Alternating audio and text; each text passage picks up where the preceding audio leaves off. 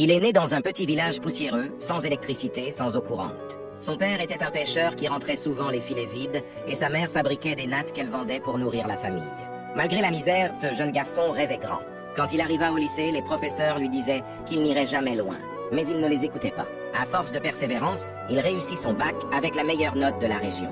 Sa victoire fit la fierté de tout son village. Grâce à une bourse, il partit pour l'Europe. Là-bas, il travailla comme serveur, laveur de voitures et même veilleur de nuit, tout en poursuivant ses études en ingénierie. La fatigue était immense, mais son rêve l'était encore plus. Quelques années plus tard, il devint un ingénieur respecté, travaillant sur des projets qui changeaient la vie de millions de personnes. Un jour, son visage apparut dans un grand journal télévisé. Ses parents, debout devant leur maison en bois, pleuraient de joie en voyant leur fils devenir un modèle pour toute une génération. Mais ce succès attira aussi la jalousie.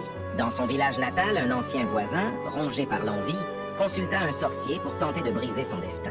Peu après, d'étranges épreuves commencèrent à tomber sur l'ingénieur, contrats annulés, amis qui s'éloignent, santé fragile. Tout semblait s'écrouler. Jusqu'au jour où, lors d'un voyage de retour dans son pays, il rencontra une vieille femme au marché. Elle lui dit « Mon fils, quelqu'un a essayé de t'éteindre. Mais sache que ce que Dieu allume, aucun homme ne peut l'éteindre. » Ces paroles lui redonnèrent courage. Et comme par miracle, tout recommença à s'ouvrir.